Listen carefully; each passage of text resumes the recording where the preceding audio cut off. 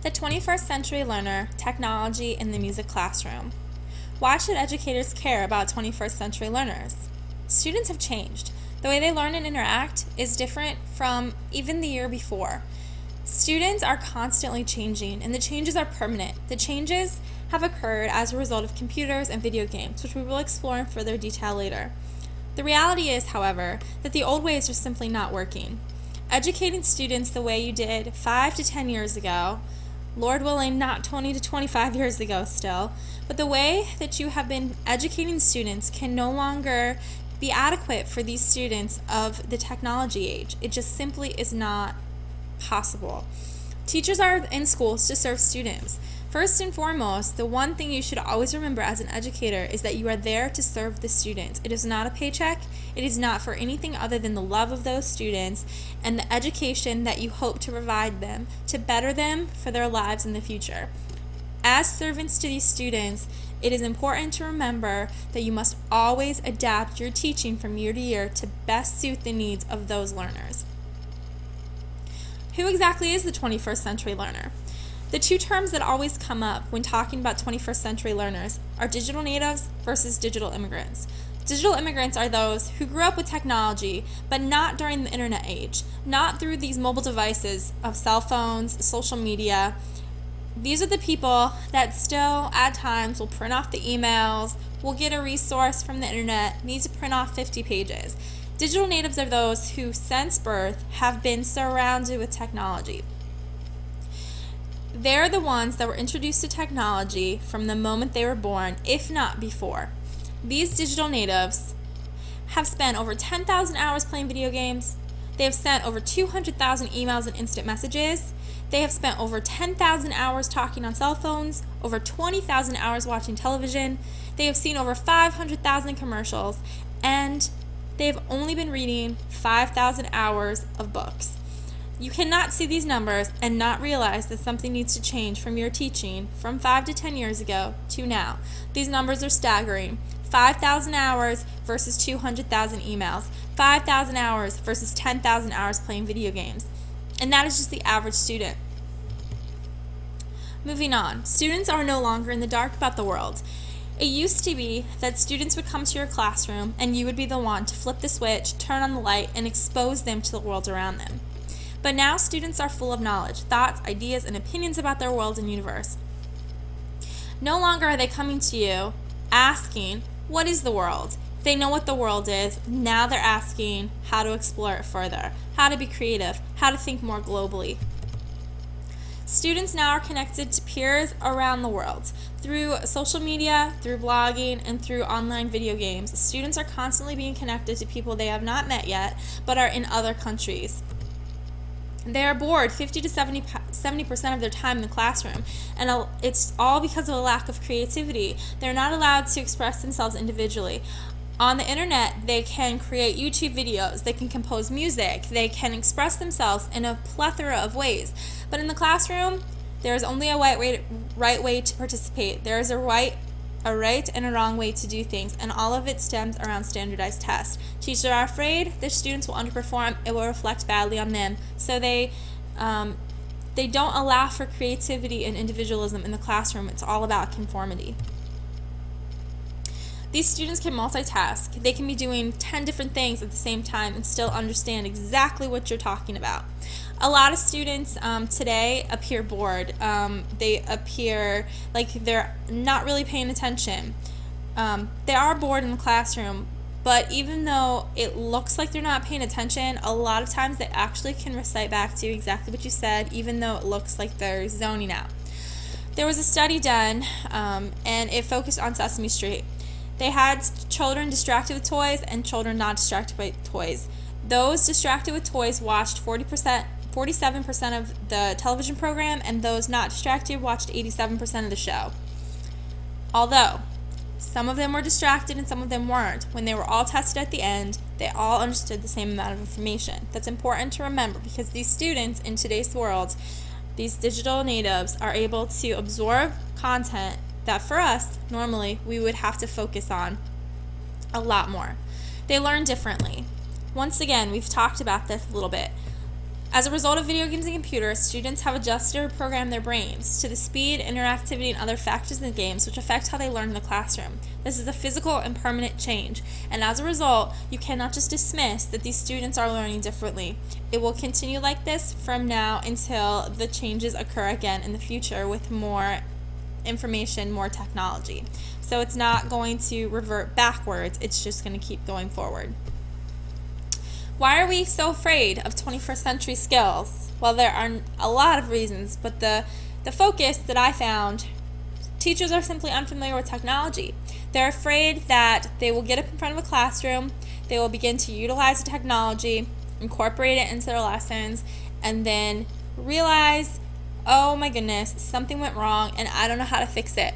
Students will speak up. Students will make fun of them. Students will laugh. The reality is, we're humans like anybody else. Sometimes it's wonderful for students to actually realize that, hey, we're learning and we're trying. Help us out. We don't know everything. There's a lack of professional development for these tools.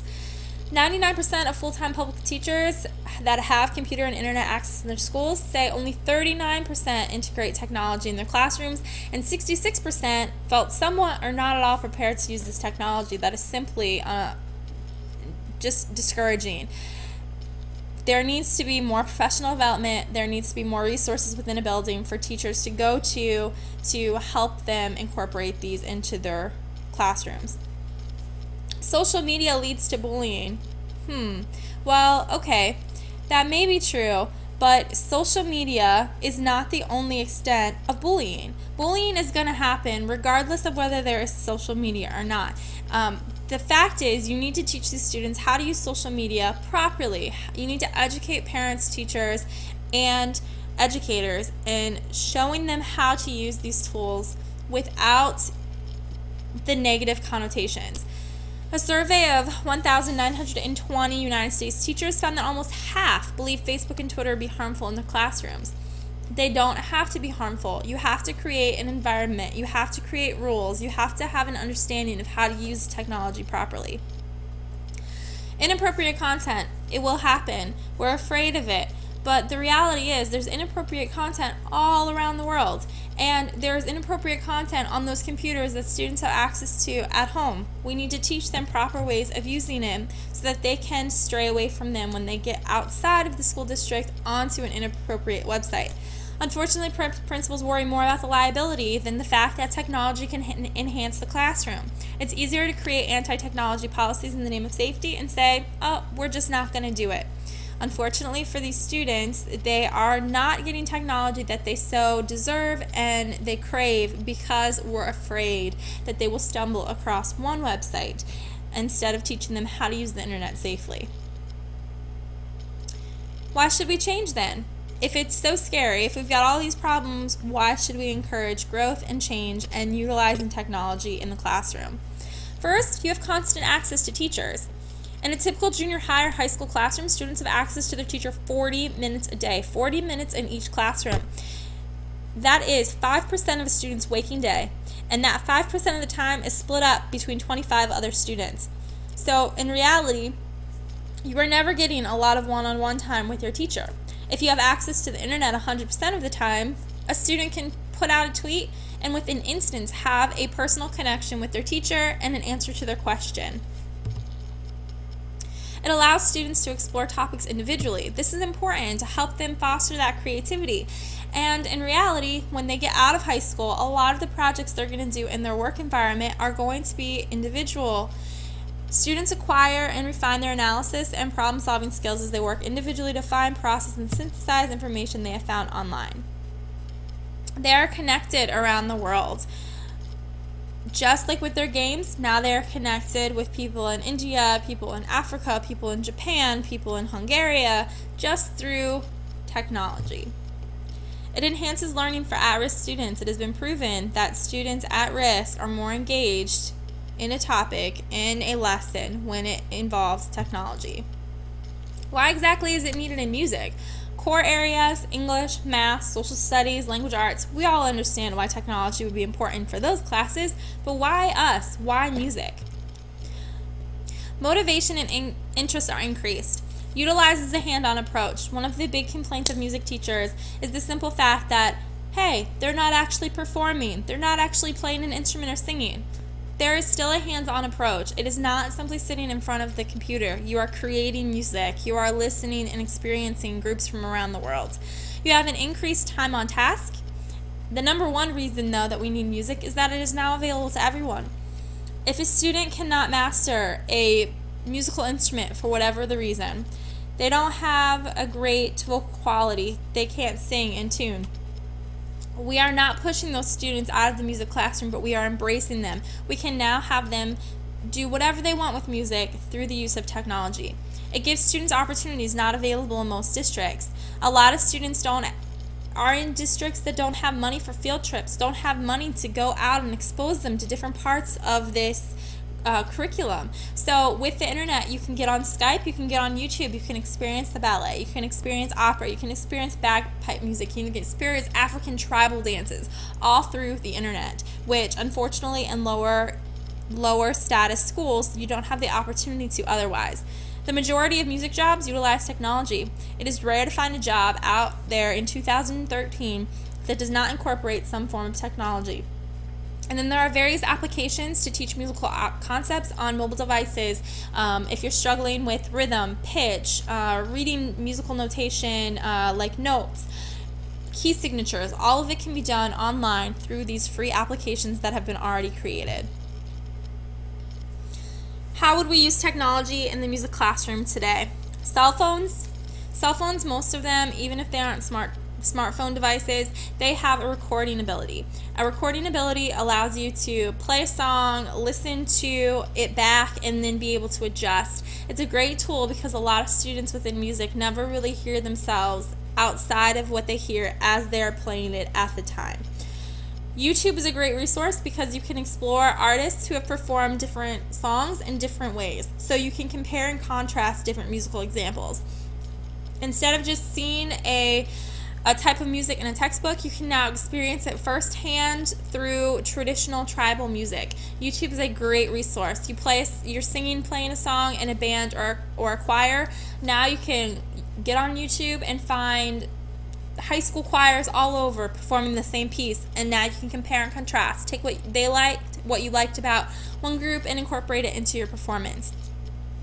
Finale, Sibelius, and MuseScore, great music composition software tools. So now everyone can compose music. You don't have to handwrite it. You can play it back to you immediately so you can see whether you like something, you don't like something. You don't have to have a band at your fingertips to play everything for you. All free software, wonderful for use in the music classroom, and most professional music composition writers, copywriters, they all use these programs. Facebook, Twitter, and Instagram, we touched on that. Great resource, a great tool to interact with teachers, students, and administrators and parents without being in the classroom. Keep everyone up to date. Throw out some poll questions, get instant feedback. Throw out some examples of things that you're going to do in your classroom. Great resource. AudioBoo is another great tool. It's like Twitter, but with your voice. So you can record things, and then you have a limit up to 5 minutes, and you can put it out there and have them respond back to you. Great way to do a playing quiz or a vocal quiz. Have them record it, make it private, and you can play it back to you, and then delete it once you're done so that you can give them a grade and you don't have to take up that time in class. I use it in my classroom. I sing all of their music so that they have a recording at home that they can practice along to. It takes a little extra time, but it is a wonderful, fantastic resource. My students love it. Blogger is a great resource. You can write about the music you're experiencing. You can compare and contrast different genres of music. You can write about different time periods in music and then have responses from all around the world within a matter of moments. Windows Movie Maker or iMovie, you can create movies and incorporate a soundtrack. A lot of what is happening in music right now has to do with incorporating music into television programs, into movies. So this is another great resource. Create your own movie, create the soundtrack to it. Skype, another great resource to incorporate so that you can interact with people around the globe. Technology is not a choice. It benefits teachers and students. It's not complicated.